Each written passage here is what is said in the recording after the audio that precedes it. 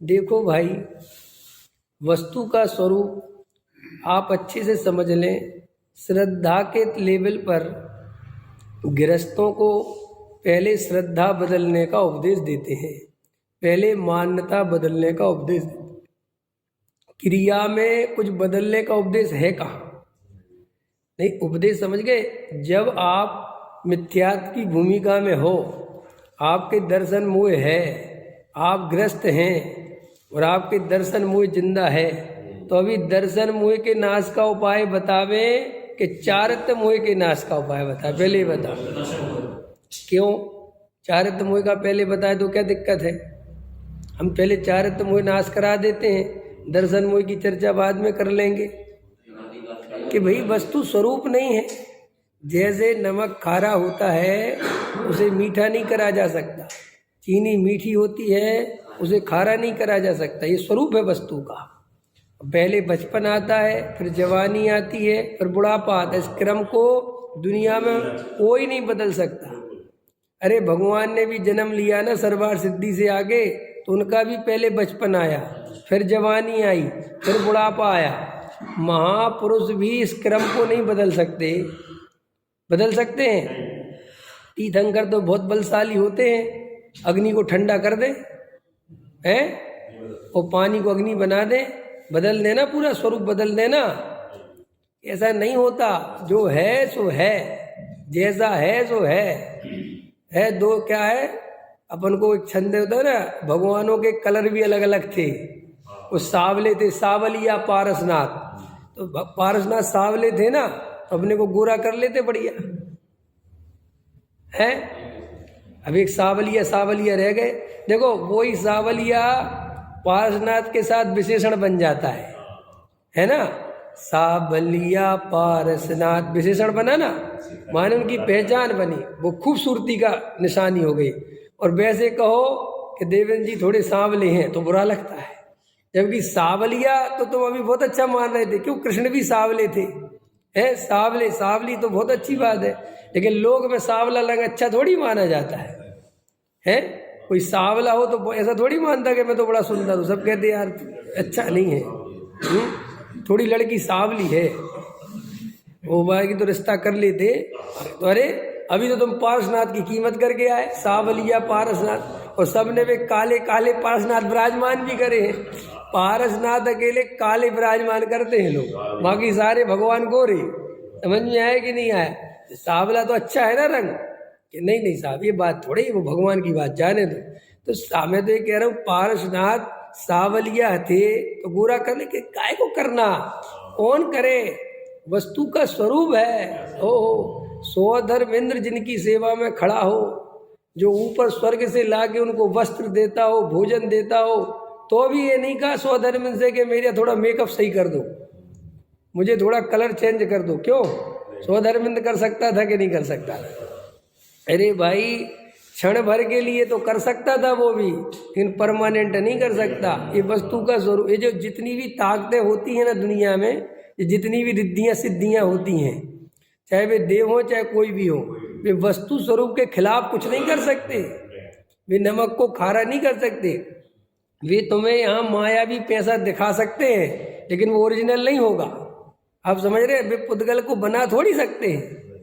ऐसा थोड़ी को ऐसा मारेंगे और एकदम से यहाँ सामग्री आ जाएगी, ऐसा नहीं होता। जो देवों के बारे में बताई दूँ थोड़ा सा मैं, कि आपको क्या लगता है कि जो देव होते ना देव, तो ऐसा कोई चीज़ देखे होंगे टीवी वगैरह ऐसा करते वो सामग्री, तो वो सामग्री एक्चुअल ऐसा नहीं होता, वो कहीं से आती है वो सामग्री, और वो वहाँ आपको दिखती है। हवा में नहीं कोई पैदा करते वो। वस्तु स्वरूप में एक पुद्गल परमाणु को न पैदा किया जा सकता है और न एक पुद्गल परमाणु को नष्ट किया जा सकता है। देखो, एक है भाव शक्ति और एक है अभाव शक्ति। भाव शक्ति कहती है जिसका भाव है उसका अभाव नहीं होगा, और अभाव शक्ति कहती है जिसका अभाव होगा उसका कभी भाव नहीं होगा, उसे कभी पैदा नहीं किया जा सकता। इसलिए ये तो आप मान्यता हटा ही देना कि कोई चीज़ पैदा करी जा सकती है। तो देखो, जब भगवान भी वस्तु स्वरूप को स्वीकार करते हैं, वे भी ये बात जानते हैं कि जगत में कुछ पलटने की व्यवस्था है ही नहीं, समझ में आया? जो क्रम है वो क्रम तो वैसा ही है ना। तो श्री गुरु कहते ऐसे ही वस्तु स्वरूप में एक मोक्ष मार्ग का भी क्रम है। पहले दर्शन मोह नष्ट होता है, और दर्शन मोह एक बार में ही नष्ट होता है, समझ में आया? और चारित्र मोह धीरे धीरे धीरे धीरे नष्ट होता है, और चारित्र मोह के नष्ट होने में कई जन्म भी लग सकते हैं। समझ में आया? एक जन्म की बात नहीं है, कई जन्म 10-5 भव भी लग जाए मोक्ष जाने में। कोई बड़ी बात सम्मेसन ले ले, लेकिन चारित्र मोह का नाश नहीं होता इतनी आसानी से। तो फिर लेकिन क्रम ये है कि दर्शन मोह नष्ट होना चाहिए पहले नंबर पर। तो दर्शन मोह के बिना चारित्र मोह की बात ही नहीं करनी चाहिए। लेकिन बिल्कुल ये दुनिया वस्तु स्वरूप नहीं समझती, वस्तु का स्वरूप जैसा है वैसा नहीं समझते, श्रद्धा और चारित्र का भेद नहीं समझते, ये दर्शन मोह क्या है चारित्र मोह क्या है ये नहीं समझते। इसलिए गुत्थम गुत्था एक को दूसरे में मिलाकर हम कथन कर रहे हैं श्रद्धा का, और आप समझ रहे हो चारित्र का। क्यों समझ रहे हो? इसलिए समझ रहे हो कि आप स्थूल बुद्धि हो। आप इतनी भी बात नहीं समझ पाते कि अगर ये पुण्य को हे कह रहे हैं, अगर ये कह रहे पुण्य आश्रव बंद है, इसमें धर्म नहीं है, पुण्य करने लायक नहीं है, तो हमें श्रद्धा की अपेक्षा कह रहे कि चारित्र की अपेक्षा, और तुम लगाते हो चारित्र की अपेक्षा। तो मूर्ख हो के समझदार हो। और जब हम 10 दफे कह चुके कि हम ये श्रद्धा की अपेक्षा कह रहे हैं, श्रद्धा की अपेक्षा कह रहे हैं, तो क्यों बार बार चारित्र की अपेक्षा लेके आते?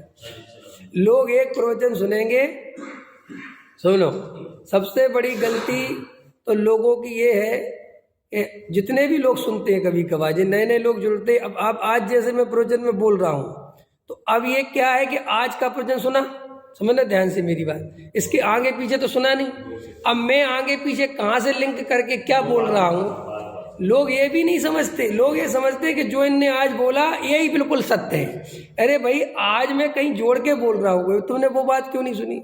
तो मैं रोज देखता हूँ कि जिस दिन मैंने पुण्य की कटाई छटाई करी, समझ में आया ना, और उसी दिन कमेंट्स आने लगते हैं, तो पुण्य है क्या, पुण्य छोड़ दें क्या, भक्ति नहीं करें क्या, मंदिर नहीं जाएं क्या, स्वाध्याय नहीं करें क्या? आपने तो कहा ये बंद के कारण है, ये तो संसार के कारण है, इनमें कोई धर्म। अब देखो, उसको समझ में नहीं आई ये बात कि भैया ये हमने श्रद्धा के लेवल पे बात कही थी, ये मान्यता के लेवल पे बात कही थी, ये हमने चारित्र के लेवल पर कहा ही नहीं।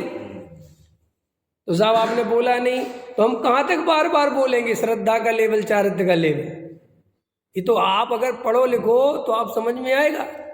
डॉक्टर साहब बहुत अच्छा था, कल एक डॉक्टर साहब का प्रवचन जो मैंने ग्रुप पे डाला था, उसमें दादा स्पष्ट कह रहे थे कि कई लोग हमारा गला पकड़ने की सोचते हैं।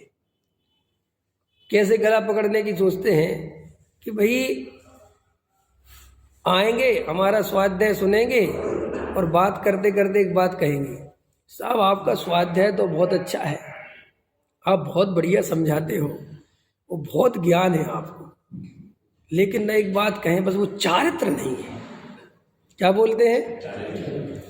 बोले चारित्र नहीं है, चारित्र नहीं है, बाकी तो सब ठीक है।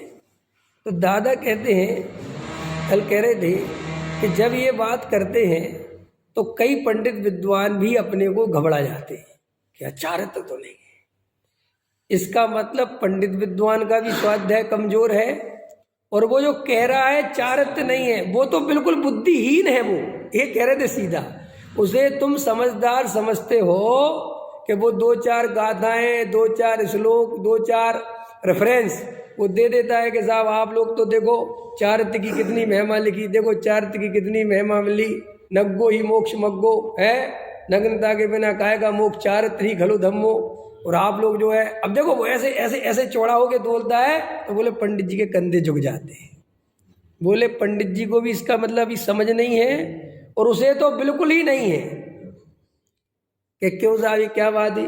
बोले तू चौड़ा हो रहा है और अपने को बहुत बुद्धिमान समझ रहा है, और मुझसे कह रहा है कि आप बातें तो बहुत अच्छी करते हो और बातें बता देती भी अच्छी हो, लेकिन चारित्र नहीं है। पहले ये बता चारित्र कहते किसको, पहले ये बता। और ये तू जो उठा उठा के ला रहा है, ये किसके लिए लिखा है? ये बात कहाँ लागू पड़ेगी? अरे भाई, जब मैं ये कह रहा हूं कि मैं चौथे गुण स्थान की बात कर रहा हूं और मैं ये कह रहा हूं कि मैं असंयमी हूं, ठीक है, और मैं तो ये भी नहीं कह रहा हूं कि मैं सम्यक दृष्टि हूं, मान के चलो, ये भी घोषणा नहीं कर रहा, ठीक है। और अगर बाई चांस मैं सम्यक दृष्टि भी हूं तो सम्यक दृष्टि के योग्य जो आचरण होना चाहिए, जो एक सामान्य श्रावक का, एक गृहस्थ का आचरण होना चाहिए, वो हमारा है कि नहीं, ये बता। इस पे बात कर। हम कोई वेश्या के पास जाते, हम कोई जुआ खेलते हैं, हम कोई मद्यमास मधु का सेवन करते हैं, हम कोई अवक्ष खाते हैं, हम कोई जमीकंद खाते हैं, हम कोई रात में खाते, ये बात कर जो एक श्रावक के योग्य है। अब तू ये सोचता है कि मैंने तुझे जो शुद्धात्मा की बात सुनाई, जो मैंने तुझे वस्तु स्वरूप समझाया, और तू मेरा ये गला पकड़ेगा कि आपके चारित्र नहीं है, तो ते चारित्र का अर्थ क्या समझता, पहले ये तो बता। और बोले लोग ऐसे लोगों से बड़े प्रभावित हो जाते हैं जो चारित्र की बात करते हैं, लेकिन कभी ये नहीं समझते कि इसको ABCD का ज्ञान नहीं है। जिस भूमिका में जो चारित्र होना चाहिए, ये उस भूमिका से अलग चारित्र की बात करता है, तो इसका सम्यक ज्ञान है कि विपरीतता है इसके अंदर।